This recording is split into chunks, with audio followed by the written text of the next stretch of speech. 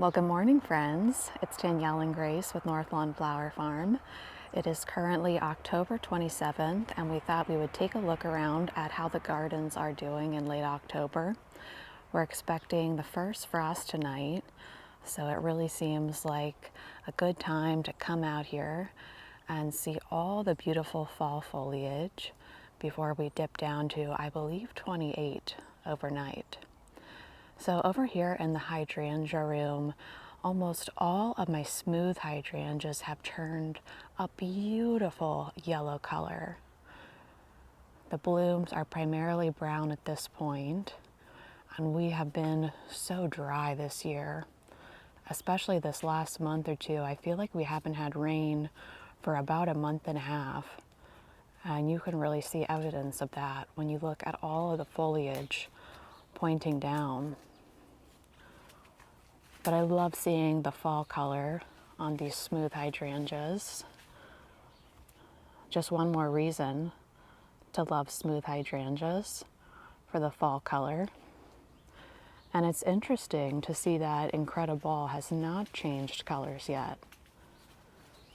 And let me take you around this side, because I did think it was interesting that Invincible Lace and Haas Halo that get a little bit more sun have turned a much more vibrant yellow than the Haas Halo that's in full shade over by the garage.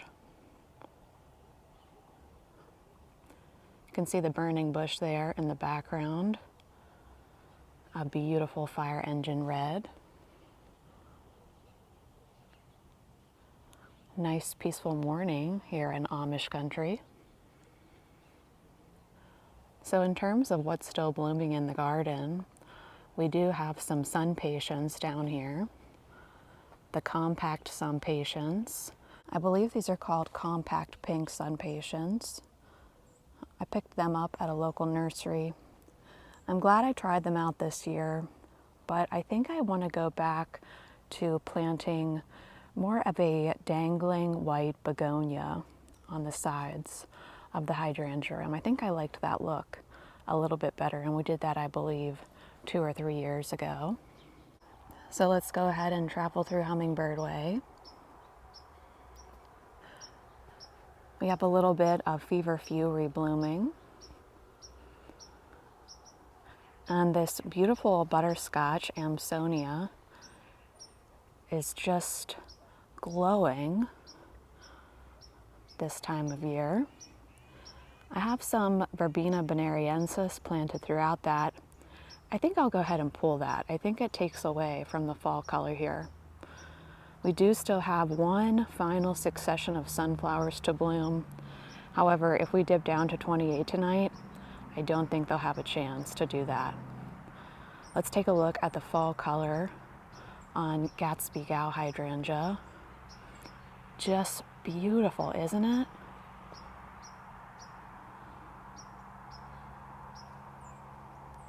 A fig there, and that's a green giant that I put in as a little twig. It's easily 15 feet tall now. Now, just recently I started on the book Nook renovation here in front of the library, and what you'll also see in a video later this week is that I leveled the raised beds and I also stained them to match. Sorry if my voice is shaking this morning. It's really cold. I think it's about 35 right now. So in the past, I had my raised bed garden in front of the library, and I decided it was time to make a big change. I really wanted this to be a relaxing space for my family. And also this has turned into a part shade location instead of full sun. So I put in 16 Incredible hydrangeas. I just started to mulch the area with leaves. And this is going to be so cozy and inviting once all of these hydrangeas grow up. They'll give us nice privacy when we sit in the book nook. And I also have a surprise coming to this area in mid-November. A big, heavy surprise is coming, and it's going to help us separate living room from dining room in this area Oh my goodness, it is so cold right now. I think I have to get used to this weather, you know. So here we have some more Amsonia, and it's kind of going all around the Incredibles and in front of these panicle hydrangeas.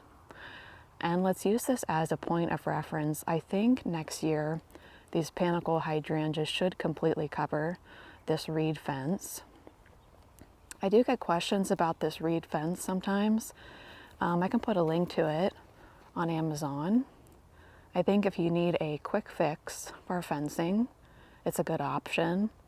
We doubled it, and I think that is necessary in terms of getting privacy from that kind of a screen. So let me pop us into the library real quick.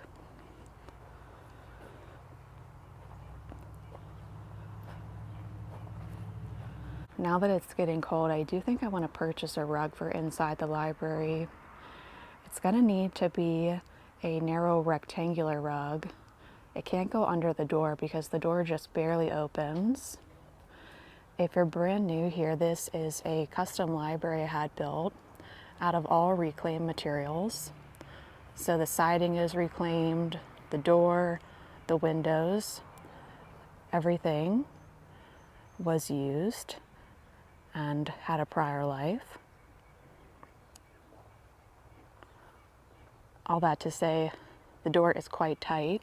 So let me pop us back here to the raised beds because we're going to start to work on this area in a few weeks.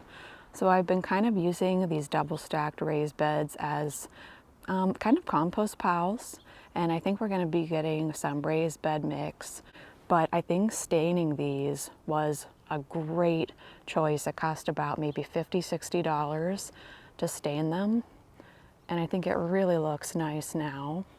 And if you can see this moment of gold happening right here, that's Solomon's seal. The Kusa dogwood is going to turn a beautiful orange color as long as we don't get too cold too quickly. Let's walk down the main flower walk together now. Lots of beautiful color here. And I think now the Sedona Sunset Coleus and the compact orange impatiens make a little more sense now that we have that beautiful burning bush in the background, and the 9 barks really shine this time of year. I think these red and rusty orange tones are really working well in the fall. My serviceberry here turns a beautiful vibrant orange. And so if we don't get too cold, I'll try to come back out here again in about 2 weeks and give you one final tour, because that's when the garden really, really shines with fall color. But I have started to pull some things out of the garden, move some things around. And so what I'm going to be doing this year is everywhere you see annuals, everywhere you see the impatiens and the coleus, we're going to pop those out and plant a blend of tulips from Longfield Gardens. And this year I purchased a mix that they blend, and it's a purple, orange, and I think deep, deep eggplant. So you can kind of picture what this is going to look like in spring. We're also going to have a really big drift of that behind me. So I think my main lesson from the main flower walk this year is partially about the red, maybe being a little bit too red for earlier on in the season. And I feel like the biggest lesson that I learned in the main flower walk this year is that I noticed that we've basically turned into a part shade area. Gracie wants me to throw her ball, just 1 second. And so I'm really going to have to reevaluate what I plant in this garden. I think I'm going to do a lot more plants in pots, a lot more bulbs in pots. I'm going to grow them on in a sunny location and then pop them into the border to kind of enjoy the display that way. I wanted to get close on this crabapple tree because it's looking so beautiful this year, and it's just covered in crabapples. So this is a Prairie Fire crabapple, and it's backed up with a ginger wine 9 bark. And you can also see the beautiful red of the burning bush in the background. But I just love the colors and the textures right here. I'm standing in the border right now for frame of reference. Here's our flower lady. But this is such a wonderful tree, and I got this from Tractor and Supply for $20. Let's take a look at the driveway garden now. I think since you saw it last, I put in some thin man arborvitaes right here to hopefully give us privacy from the road in the years to come. The driveway garden is being backlit at the moment, so I hope you can see it all right. But we have some beautiful oranges in here coming from these panicle hydrangeas. Once again, another Coosa dogwood that's going to turn orange. If I stand over here, the light might be a little more forgiving. So I'm looking forward to those thin man arborvitaes growing up.